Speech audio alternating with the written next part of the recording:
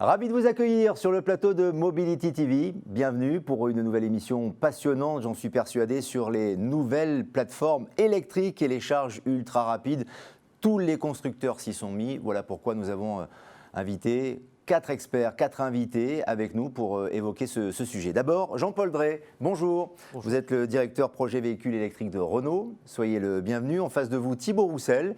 Bonjour Thibaut Roussel, chef de produit Hyundai Motor France. Et puis en visio et en duplex, avec nous, Olivier Paturet. Bonjour, vous êtes le directeur France de Ionity.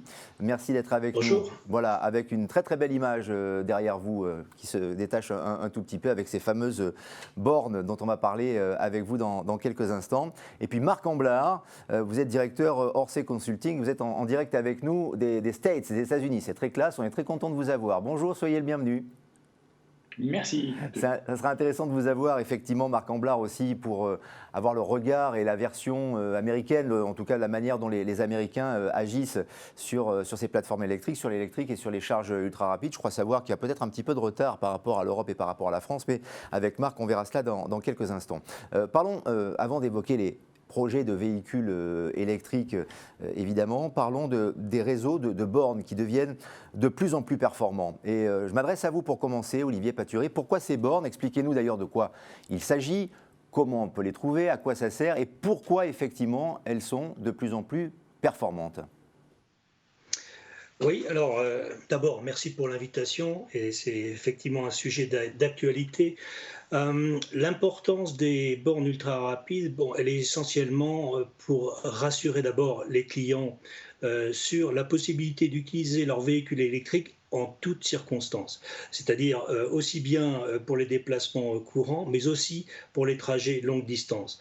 Donc l'objectif, c'est d'abord d'assurer un service de recharge, 24 heures sur 24, 7 jours sur 7, pour ces déplacements longue distance sur le réseau autoroutier, mais c'est aussi quelque part de rassurer pour tous ces gens qui considèrent un mouvement vers le véhicule électrique et pour qu'ils se disent clairement, il n'y a aucun problème, je vois que ces stations sont disponibles, les bornes sont disponibles, je vais pouvoir aborder ce changement vers le véhicule électrique en toute confiance. Donc voilà, un double objectif, rassurer et assurer un service 24 heures sur 24.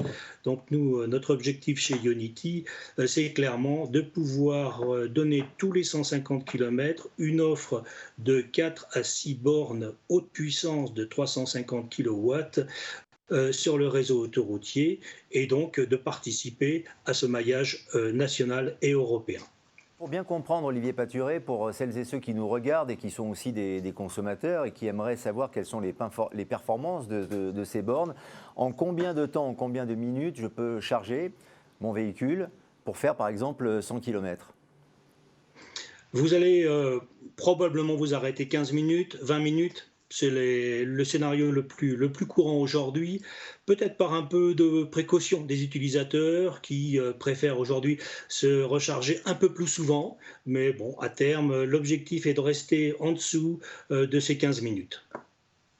Pour les constructeurs, Jean-Paul Drey, ce développement, ces charges de plus en plus rapides, ces plateformes aussi qui sont en total développement, c'est aussi un appel d'air pour les constructeurs parce qu'on se dit que finalement il y a une véritable demande et s'il y a toute cette infrastructure qui se crée autour de l'électrique, forcément il faut y aller. Bien sûr, on a besoin du développement des infrastructures pour que nos clients puissent charger leur voiture, non seulement dans un usage urbain, mais aussi pour faire des voyages un peu plus importants, pour partir en week-end ou pour partir en vacances. Et nous avons développé de nouvelles plateformes. Nous avons développé la plateforme CMF-EV, dont vous avez déjà entendu parler, en prenant en compte ce besoin de nos clients de faire des voyages autoroutiers.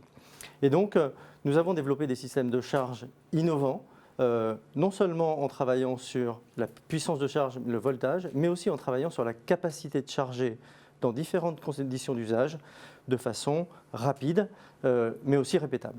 Dans nos nouvelles plateformes, nous avons développé notamment des systèmes de gestion thermique, gestion de la charge, qui vont permettre à nos clients de charger en un temps court, en un temps réduit, entre 15 et 80% de la charge de la batterie, on va dire pour faire 200 km, tout ça en moins de 30 minutes, et ça en été et en hiver. Et c'est ça que nous apportent en fait ces nouvelles plateformes, parce que nous pouvons développer ces systèmes qui sont différents des systèmes de gestion thermique que l'on a dans les véhicules thermiques. Des plateformes que l'on trouve, Thibaut Roussel, notamment sur les autoroutes, mais pas que. Est-ce que chez Hyundai, on est dans le même état d'esprit que chez Renault ou chez d'autres constructeurs, notamment par rapport aux plateformes? On dira un mot des véhicules aussi dans un instant, mais de toute l'infrastructure qui se crée autour, ce maillage autour du véhicule électrique. Eh ben, effectivement, nous on travaille justement avec Ionity sur le développement du maillage du réseau. On a un partenariat avec eux et effectivement, on travaille sur des offres accessibles aux clients avec des abonnements et un tarif vraiment limité pour permettre justement et rendre accessible l'offre au plus grand nombre. Pour que ce soit le plus grand public, effectivement, Exactement. qui puisse accéder à votre offre et à celle de Ionity avec qui vous êtes partenaire. Marc Amblard, aux États-Unis, vous voyez, on est en train, ici sur notre plateau, en France, en train de parler, cocorico, de ce développement, de ces charges ultra rapides. Où en est-on justement aux États-Unis? Est-ce que, en général, les Américains sont beaucoup plus en avance que nous, normalement, technologiquement? Est-ce que c'est aussi le cas dans ce domaine? D'ailleurs, merci à nouveau de m'accueillir sur ce plateau. Les États-Unis, dans le cas du véhicule électrique et donc du réseau de recharge associé, est clairement en retard par rapport à l'Europe. Surtout après l'accélération qu'a vécue l'Europe l'année dernière, où je crois qu'il s'est vendu 1,4 million de véhicules rechargeables, alors qu'il s'en est vendu uniquement un peu plus de 300 000 véhicules, un peu plus de 300 000 aux États-Unis, dont probablement les 2/3 de batterie, 100% batterie. Alors, le réseau associé est aussi en retard, clairement, puisqu'il n'y a qu'environ 100 000 points de recharge, alors qu'il y en a, je crois, environ 250 000, 230 000 en Europe. Alors, élément aussi un peu différenciant ici, pour nuancer, les États-Unis, ce n'est pas un monolithe. La Californie se distingue clairement, je suis basé dans la Silicon Valley. La Silicon Valley, c'est environ 20% des ventes de véhicules électriques dans le pays. La Californie, c'est environ 50%. Donc, naturellement, le réseau est aussi beaucoup plus dense en Californie qu'il ne l'est sur l'ensemble du pays, puisqu'il y a environ, je crois, 40% des points de recharge qui sont en Californie. 40% des points de recharge du pays qui sont basés en Californie. Comment vous expliquez justement? justement... Pas un monolithe. Oui, alors c'est ça, Silicon Valley, c'est très intéressant, en effet, c'est là où vous êtes, mais comment vous expliquez que 50% des véhicules soient vendus en Californie? C'est quoi? C'est un état d'esprit? C'est une prise de conscience? Comment on l'explique? Alors, il y a à minima deux éléments qui justifient ça. Le premier, c'est historiquement, la Californie était en avance et continuait d'ailleurs sur les normes de régulation des émissions. Il y a une institution qui s'appelle le CARB, California Air Research Board, qui régule ses propres émissions, alors qu'au niveau fédéral, pour l'ensemble du reste du pays, il y a une autre organisation qui est beaucoup moins sévère. Autre élément aussi, il y a une dimension culturelle, puisque la Californie est beaucoup plus verte, pour faire simple, et en particulier la Silicon Valley, que ne l'est le reste du pays. En particulier, je pense, les États pétroliers du sud, du sud-est, du sud-ouest du pays. Politique est très intéressant en tout cas sur le sujet de nos plateformes et de la batterie. Les bornes justement qui sont en plein développement. Olivier Paturé, jusqu'où ça va aller ce progrès technique? Est-ce qu'on peut encore agrémenter d'autres choses encore et progresser encore dans ce domaine-là de l'infrastructure électrique et donc des bornes ultra rapides? Est-ce qu'en prévision on peut dire qu'on va charger beaucoup plus, de plus en plus vite demain? Oui, c'est une bonne question. Moi, d'expérience depuis 10 ans, je m'aperçois qu'on a toujours sous-estimé la demande. Et bien sûr, je pense qu'on est, on est en fait au début. Les stations qu'on installe en France, nos 75 stations que nous avons aujourd'hui en service en France, disposent de 4 bornes, un peu comme celle que vous voyez derrière moi.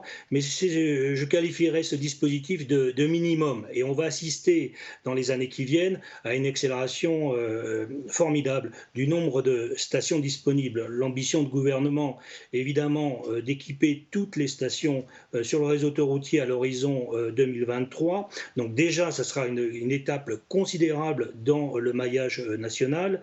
Mais ce maillage va aussi aller au-delà des frontières françaises et on va assister effectivement à une accélération au niveau européen pour là aussi autoriser des voyages beaucoup plus longs que ceux qu'on peut envisager aujourd'hui. Donc très nettement, une accélération constante pour répondre à la demande justement de ces nouveaux véhicules que M. Drey et Roussel évoquaient il y a un instant. Ces véhicules, on va en parler avec eux, bien évidemment. Mais Olivier Paturet, vous êtes évidemment avec Ionity, un réseau de recharge rapide en Europe. En France, combien y a-t-il de bornes aujourd'hui ? Combien va-t-il y en avoir ? Je crois savoir qu'il y en a eu de nouvelles récemment, que ce soit en Charente, vers Brive-la-Gaillarde ou entre Le Havre et Rouen notamment. Vous êtes bien informé. Oui, alors, bon, nous avons aujourd'hui 75 stations, ce qui représente 358 bornes haute puissance disponibles sur le réseau. Alors, sur le réseau autoroutier, on peut dire qu'on a encore un peu de travail. On a des stations qui vont ouvrir là dès l'été.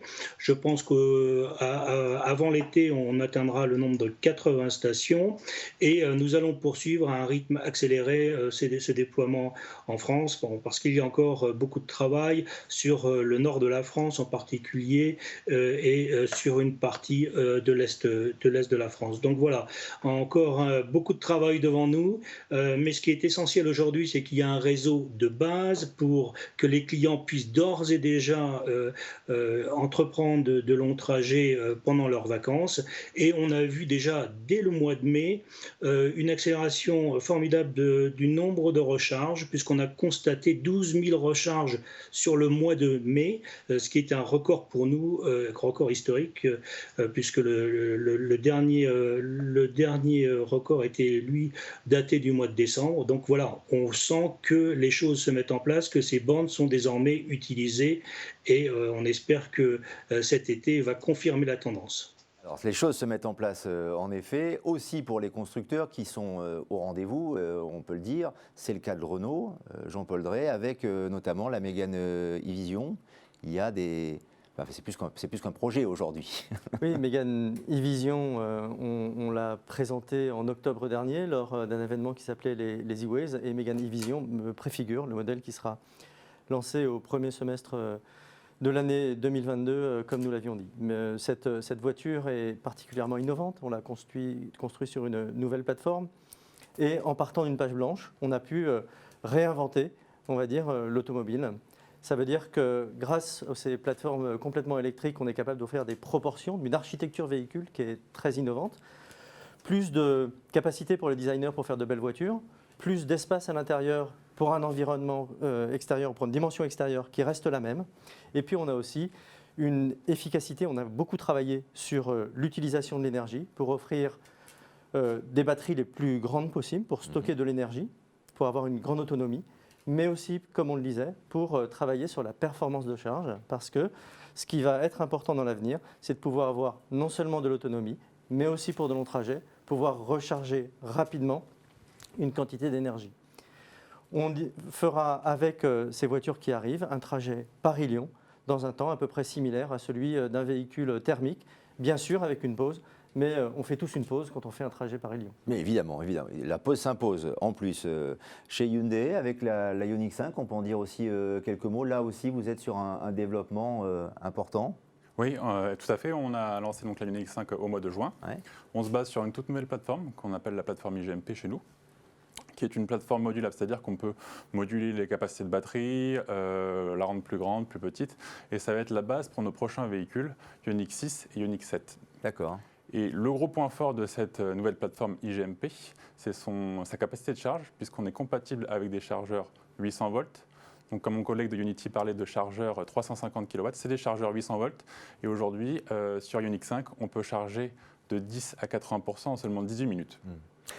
Allez-y. Sur un long trajet, par exemple, un Paris-Marseille, ça équivaut à un temps de trajet équivalent à un moteur thermique. Donc je rejoins ce que vous disiez. Oui, sur la durée du voyage. Exactement. À 3 ou 4 pauses, 3-4 pauses de 15 minutes. Et on arrive à faire le Paris-Marseille dans le même temps qu'un véhicule thermique. Chez Hyundai, quelle est la part de réflexion et la part d'investissement aussi pour les véhicules électriques aujourd'hui? On a l'impression que le véhicule électrique prend énormément de place. Est-ce que c'est le cas aussi chez vous? C'est le cas chez Hyundai, effectivement. Oui. Le véhicule électrique est vraiment au centre des réflexions pour tout ce qui est développement. Et l'objectif, effectivement, c'est de développer la gamme de véhicules électriques. On a été une des premières gammes à lancer des véhicules électriques sur le marché, effectivement, avec la Ioniq EV.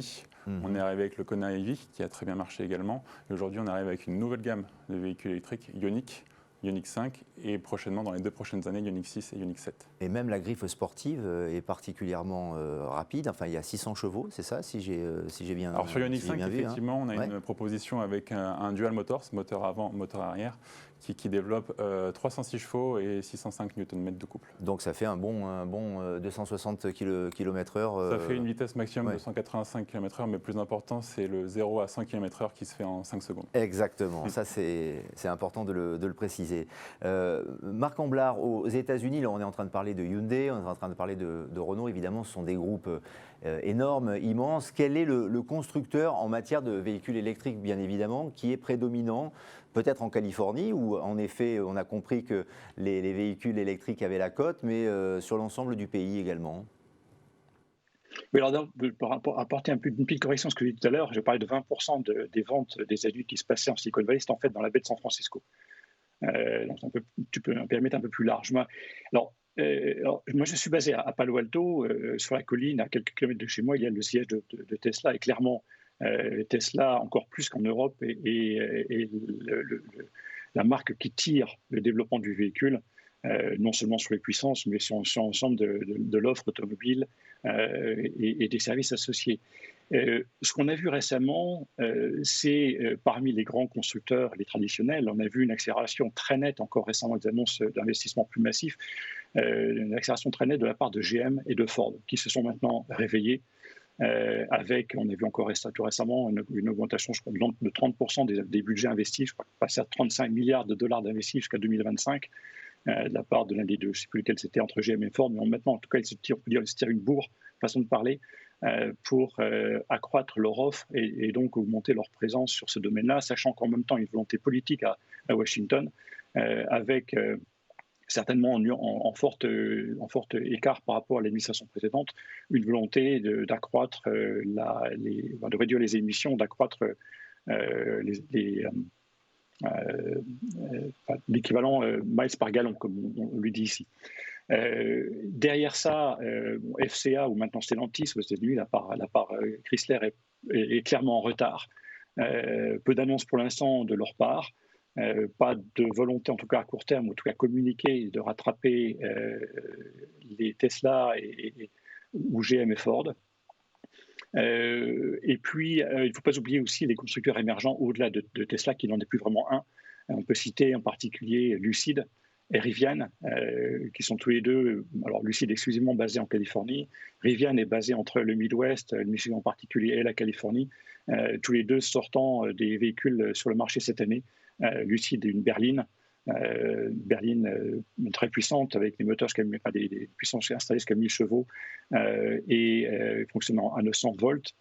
Et Rivian qui lance un SUV et un pick-up avec aussi des performances assez significatives, y compris, je pense en particulier, le fait remarquable, des batteries jusqu'à 180 kWh de batteries installées sur ces deux véhicules. Et en plus, Rivian a un contrat de 100 000 véhicules avec Amazon pour lui fournir des fourgons. Donc voilà les grands acteurs qui tirent le marché, non seulement en termes d'offres, mais aussi en termes de performance, de puissance installée, d'efficacité globale, et bien sûr aussi de voltage. Alors, petite remarque aussi, j'étais tout à l'heure, on parlait de réseau de recharge. Tesla a lui-même un réseau très significatif, puisqu'ils ont environ 1000 sites sur le territoire américain, alors qu'il y en a 2700, alors qu'il y en a sur 2000 sites qui représentent environ peut-être une dizaine de milliers de points de charge sur les 100 000 du pays.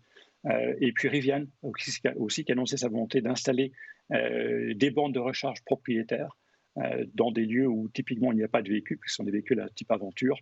Ils annonçaient la volonté d'installer jusqu'à 15 000 points de charge, donc grosso modo un tiers ou un quart de points à forte puissance dans des lieux comme des parcs par exemple. Voilà quelques faits remarquables sur les États-Unis sur les constructeurs.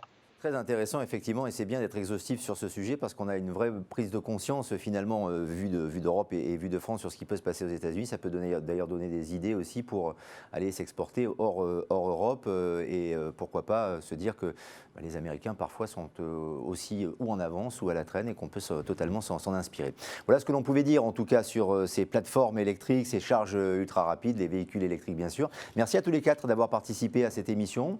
À très bientôt sur le plateau de Mobility TV, bien sûr, pour un autre rendez-vous et une autre très belle aventure.